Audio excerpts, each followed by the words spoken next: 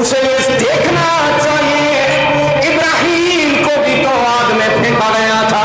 لیکن ابراہیم نے حق کا راستہ نہیں چھوڑا ہے۔ موسیٰ کو اپنے قوم کے ساتھ اپنے ملک سے نکال دیا گیا تھا، ریاست سے نکال دیا گیا تھا، بستی سے نکال دیا گیا تھا، لیکن موسیٰ نے حق کا راستہ نہیں چھوڑا ہے، اس لیے کہ حضرت موسیٰ جانتا ہے میں خود سے یہ بات کرنے والا نہیں ہوں، یہ حکم تو میرے رب کائنات کا ہے۔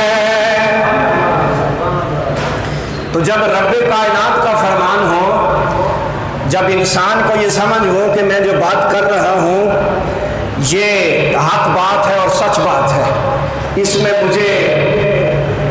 کسی چیز کی ضرورت نہیں، کسی کی سند کی ضرورت نہیں، تو اس وقت کیا ہوتا ہے پھر وہ باطل کے مقابلے میں ڈٹ جاتا ہے۔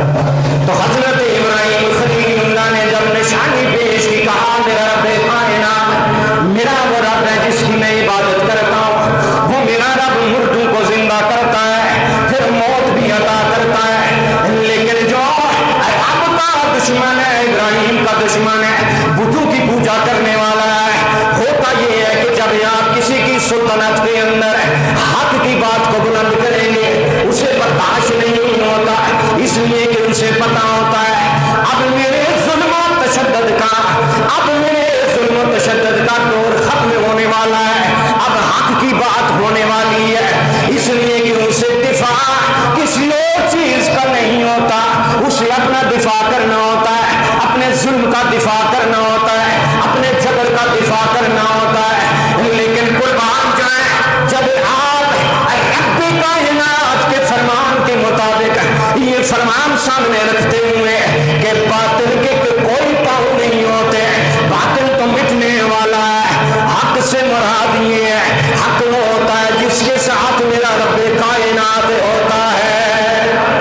پھر میرے رب کائنات نے فرما دیا فَإِنَّ مَعَ الْعُسْرِ يُسْرًا إِنَّ مَعَ الْعُسْرِ يُسْرًا، گھبرانا نہیں ہے، اس لیے کہ کبھی تنگی آ جاتی ہے، کبھی آسانیاں آ جاتی ہیں، لیکن ایک بات آپ نے یاد رکھنی ہے، جب بھی کوئی مشکل تم پر آتی ہے اس کے بعد میں رب کائنات تمہارے لیے آسانیاں پیدا فرماتا ہو۔ تو میں پہلے عرض کر چکا ہوں اگر فرعونیت کی کہیں بات ہوتی ہے تو اس سے مراد یہ نہیں ہے کہ حضرت موسیٰ کے دور کا فرعون موجود ہے، اگر یزیدیت کی کہیں باتیں ہوتی ہیں اس سے مراد یہ نہیں ہوتا کہ بنفس نفیس یزید کے لیے آ گیا ہے، مراد یہ ہوتی ہے کہ فرعون کی سوچ رکھنے والے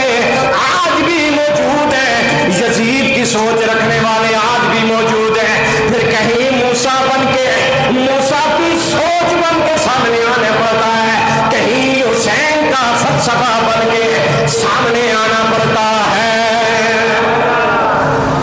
تو یہ حق اور باطل کی جنگ جاری ہے، آج سے جنگ جاری نہیں ہے۔ میں پہلے عرض کر چکا ہوں کہ ایسی تاریخ نہیں بتاتی کہ کسی نبی یا رسول کو اللہ رب العزت نے ایسے معاشرے کے اندر بھیجا جو 5 وقت کے نمازی ہوں، جو اللہ رب العزت کی عبادت کرنے والے ہوں، جو یہ ماننے والے ہوں کہ اس نبی اور رسول کو رب کائنات نے بھیجا ہے، ہم اس کی نافرمانی نہیں کریں گے۔ جب بھی کسی نبی اور رسول نے رب کا پیغام دیا ایسے معاشرے کے اندر ہی اللہ رب العزت نے اپنے نبی اور رسول کو بھیجا۔ جب اللہ رب العزت کے کسی بھی نبی اور رسول نے رب کا ایک ہونا فرمایا، کہا جس کی ہم عبادت کرتے ہیں وہ ہمیں پالنے والا رب ہے، رب تو ایک ہی ہے جس نے ہمیں پیدا کیا،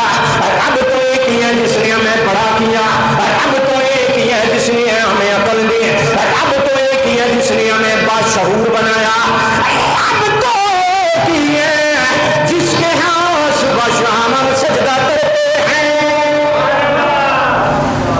اب یہ اگر کسی کی سوچ ہے تو یہ اس کو سوچ اپنی مبارک ہو، ہمارا رب تو صرف واحد ہے، ایک رب ہے جس نے ہمیں پیدا کیا، جس کی ہم عبادت کرتے ہیں، جس کو ہم سجدہ کرتے ہیں، اسی کو عبادت لائق ہے، کسی اور کو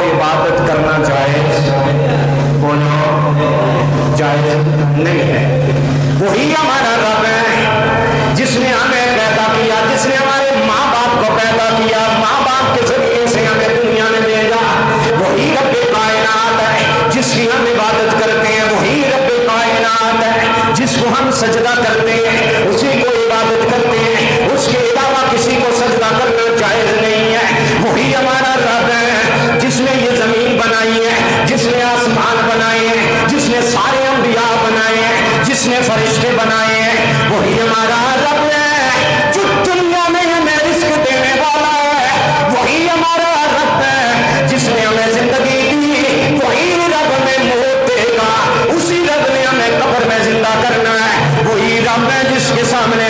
कल कयामत वाले दिन अपने अमाल लेकर हमने पेश होना है। और फिर रब कायनात ने फरमा दिया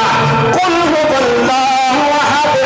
अल्लाहु समद लम यलिद वलम यूलद वलम यकुल लहू कुफुवन अहद। तो उस रब के सिवा किसी को इबादत, अगर हमें अपने नबियों को नबी मानते हैं, उस रब ने भेजा है तब मानते हैं। हम अपने नबी को ये मानते हैं कि हमारा नबी गैब की खबरें देने वाला है, उस रब ने भेजा है तो मानते हैं। अगर ये मानते हैं कि हमारा नबी हर ऐब से पाक है, उस रब ने भेजा है तब मानते हैं। अगर हम ये मानते हैं कि हम यहाँ से पढ़े नबी मदीने में सुनता है, तो उस रब कायनात ने हमारे नबी को भेजा तब मानते हैं। तो ये अगर किसी का वहम है, गुमान है कि हम खुद से कोई चीज मानते हैं तो नहीं, रब हमारा बोलो, वो बोलो रब हमारा एक है। क्या है? एक है। तो उसी रब कायनात ने मूसा को भी भेजा, उसी रब कायनात ने इब्राहिम को भी भेजा, उसी रब कायनात ने हमारे नबी को भी भेजा। उसी रब कायनात की मदद के साथ हज़रत इमाम अली मकाम ने बातिल कुव्वतों के खिलाफ आवाज को बुलंद किया, भले सी अपनी जान का नजराना दे दिया, लेकिन बातिल के सामने झुके नहीं है। ये बात याद रखना, ये सिलसिला खत्म होने वाला नहीं है। तासुब कयामत बातिल भी होगा, हक भी होगा,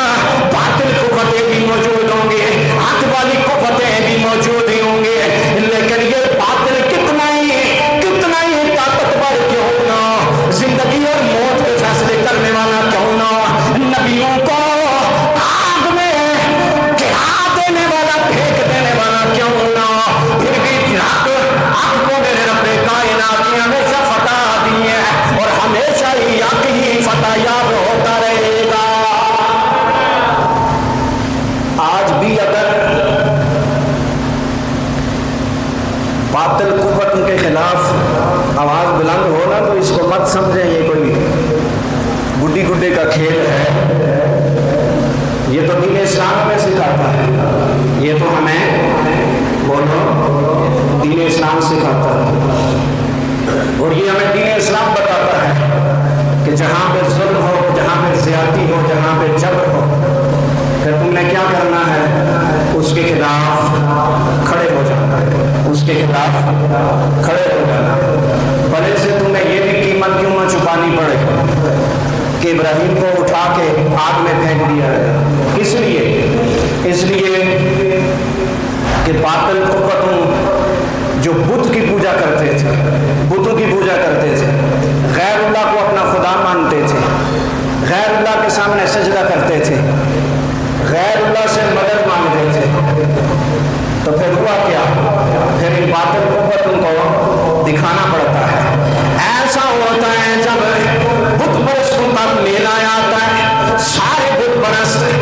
एक मकाम पे जमा होकर अपने मेले की तरफ जाते हैं। हज़रत इब्राहिम खलीलुल्लाह एक घर से तलाशीन लेते हैं, जितने भी बुत रखे हुए हैं सारे बुतों को तोड़ देते हैं। जो सबसे बड़ा बुत जिसको अपना खुदा मानते हैं, उस बुत के कंधे के ऊपर उस कड़ाही को रख दिया। जब वो वापस आते हैं तो देखते हैं हमारे सारे बुतों को कत्ल कर दिया गया है, तहस नहस कर दिया गया है। एक बुत के कंधे पर कलाड़ी सवार है। अब ये आपस में चेमा गोली होती है, फिर सवाल उठता है, बात बढ़ती है, कहा ये काम और तो कोई नहीं कर सकता, ये काम तो इब्राहिम का ही है। और जो बातिल होते हैं उन्हें अपने दुश्मनों का पता होता है कि ये काम करने वाला और कोई नहीं कर सकता, हमारे खिलाफ और कोई नहीं बात कर सकता। अगर बात की है तो किसने की है? बोलो किसने की है?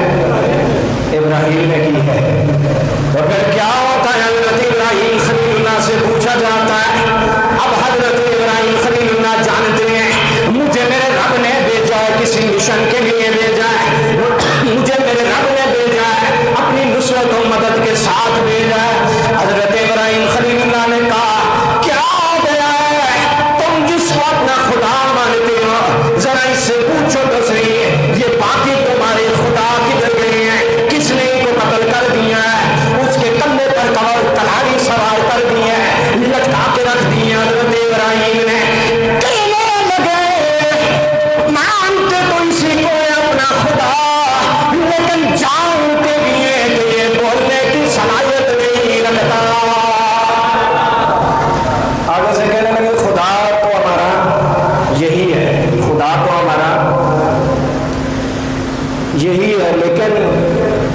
اس بات کا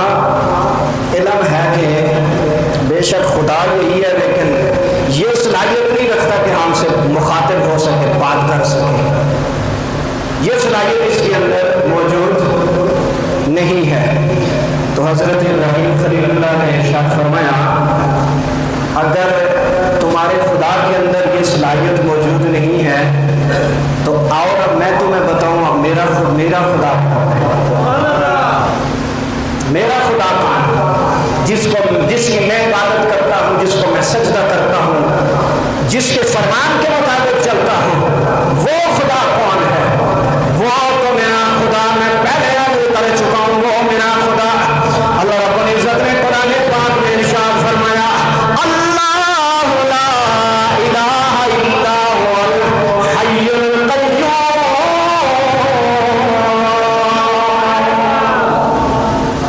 خدا جب اپنی تعریف کرتا ہے تو خدا اپنے بارے میں فرماتا ہے